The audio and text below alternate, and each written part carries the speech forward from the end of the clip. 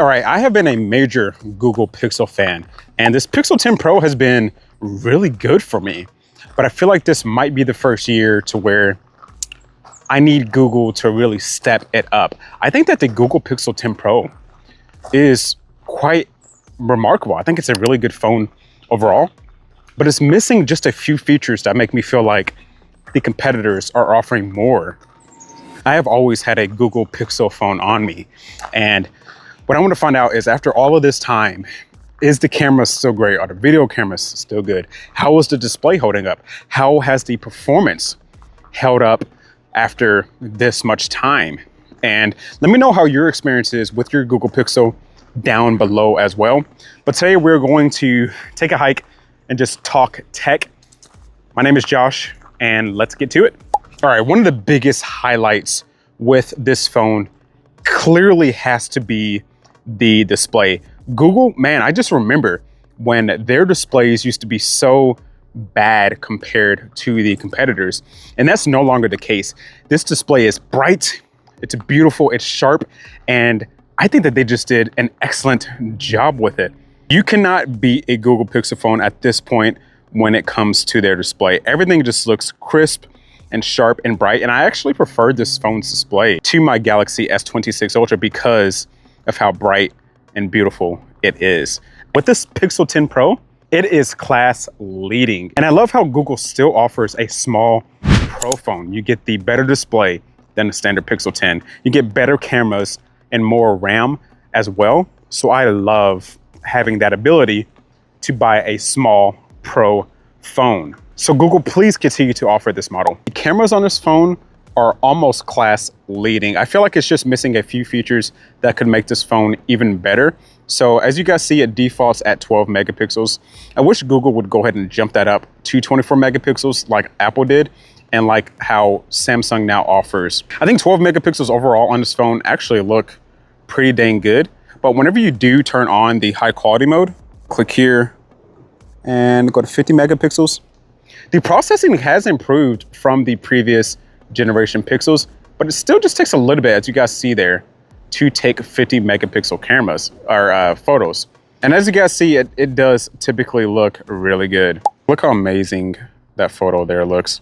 Yeah, the Pixel, it takes remarkable photos. The zoom is great on it. I personally like the up to 100x AI zooming. Now, of course, that's not for everybody. Not everybody enjoys a phone that takes photos using AI, but it doesn't look bad. I think all of these companies now do it. I think some of them just do it better than others, and Google does a really good job here. But the biggest problem I have with this phone is in the video cameras. So of course you have video boost, but my problem with video boost, especially for somebody like me when it comes to content creation, I don't have time for my clips to take hours, days, or even a couple of weeks to process videos.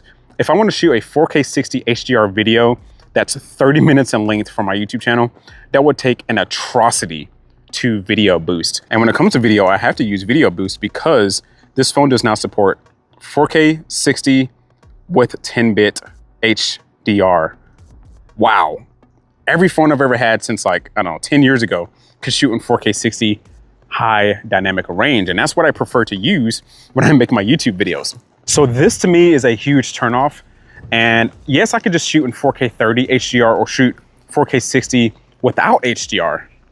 But if there are other phones on the market that can shoot like this, why can't I do it with my Google Pixel? So yeah, outside of the videos, I think that the cameras are good in terms of the picture taking. And then whenever you look at this Pixel, man, you have to talk about software. Android 16 has been remarkable on this phone. This is the fastest and smoothest Pixel experience I have had in a long time. There has been a couple of updates as well that have made this phone better, and that's one of the benefits of having a Google Pixel phone. You get the 7 years of software support, and over time, your phone will get better and better. You have updates like the Pixel Drops that come out that come with new updates on your Google Pixel phone, and it's typically features consumers really enjoy. And sometimes they can even be class leading. They could bring features out on this Pixel phone that may come to your Galaxy in a couple of weeks or whatever using Pixel Drop. I feel like the Pixel OS, while I do love Material 3 is absolutely beautiful. but I feel like Google needs to do more with their software. Looking at the home screen here really fast, I do want to give Google props here because you can now remove the at a glance widget, which is that right there. And I'll show you guys how to do that. So if you hold down on the at a glance, hit settings, these are all of your at a glance settings, right? So stay at the very top and you can click show on home screen. And if you turn that off, it is now removed from your home screen. I love that. I feel like it was just a waste of space for me. So now I can have whatever widget I want up here in the at a glance area. Yeah, them giving us the ability to remove at a glance is amazing. Now, I don't think you can remove the Google Pixel bar down below. Let me know if you guys know a way of doing that. But as of right now, I don't know how to do that. And I do love how the Pixel theming is finally at the point now to where most of the icons on your home screen are going to be themed. So if you go to your wallpaper and styles settings, click on icons, you can go in here and click on minimal, default, or you can click on create. And if you click on create, you have a few more adjustments here within Pixel UI to go ahead and customize your icons. So I think that that's really cool. Like I said, with these feature drops and with these updates that Google offers, you will have a lot more abilities to go in and customize your icons and your home screens and things like that. So I feel like that this is a really cool feature that Google is now offering. So yeah, they are definitely getting there. Like I mentioned earlier, I love this smaller Google Pixel design.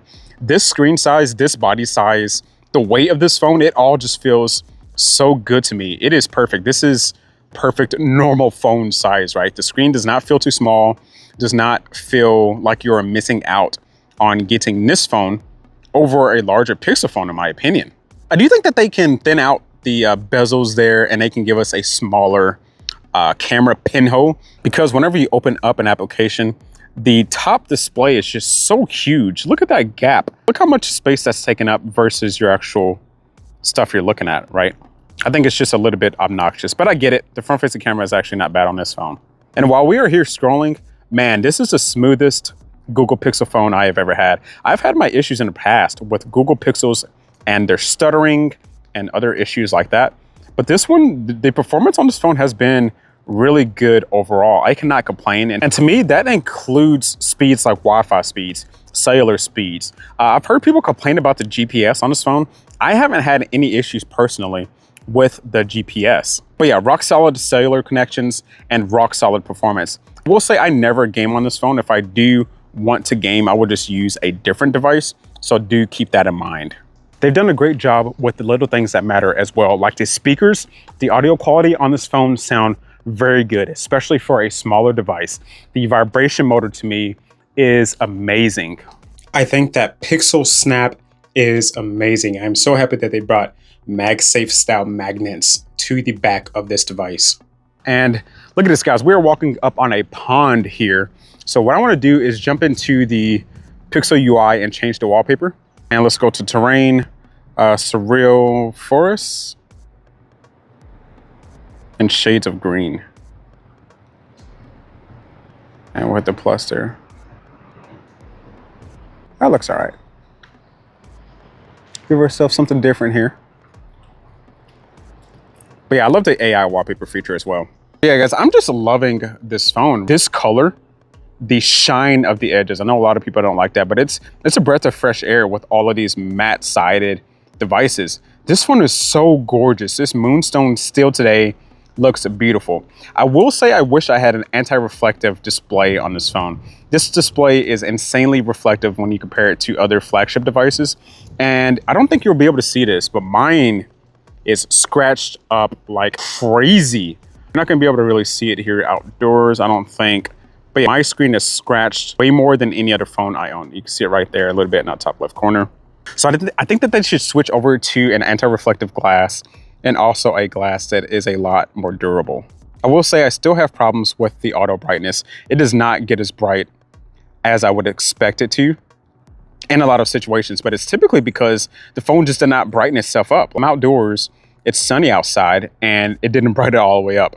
I wish Google would bring a little bit more features. I wish that they would give us more than 128 gigs of storage for the same price. I feel like at this point we need 256 gigs of storage. I feel like the cameras could be better on this phone when it comes to video recording. There's no APV support. There's no log support. Video boost is a cool feature, but it just takes too long for the majority of people who need to shoot in the highest video quality possible. I feel like we still need faster chips on this device. Yes, it's nice we get 16 gigs of RAM, but you can't really use this phone as a hardcore gaming device. But one area where I feel like Google did a really good job with is the batteries. The battery on this Google Pixel 10 Pro lasts me all day, and that's coming from a small Pro phone. And there's even occasions where I can go further than 1 day, and that's with Quad HD on. That's with an insanely bright display. That's with a processor that is considered not very good in terms of battery optimization. But Google did a really good job with optimizing the battery on this device and giving us a battery size that is large enough to give us enough juice for this smaller size Pixel. Now, I can't say that I have experience with the XL. I haven't used a large Pixel since the Pixel 8 Pro. But yeah, this Pixel 10 Pro with battery has been really good. Yeah, I want to hear from you. What do you all think of the Google Pixel 10 Pro? How has this phone been for you? Do you think it's still a valid option here in 2026? I think it's getting tougher and tougher every year for Google to realistically be one of the best phones on the market. And if you're somebody who needs performance, you do get better performance on the competitors. And I will say, if you do own this phone, I don't think it's worth it at all to trade it in for another device. Stick with it, man. I don't think you're going to notice that big of a difference by jumping to another device unless you just want to. Yeah, great job, Google. Keep doing what you are doing. I appreciate all of you all for watching, and I will see you in the next one. Peace.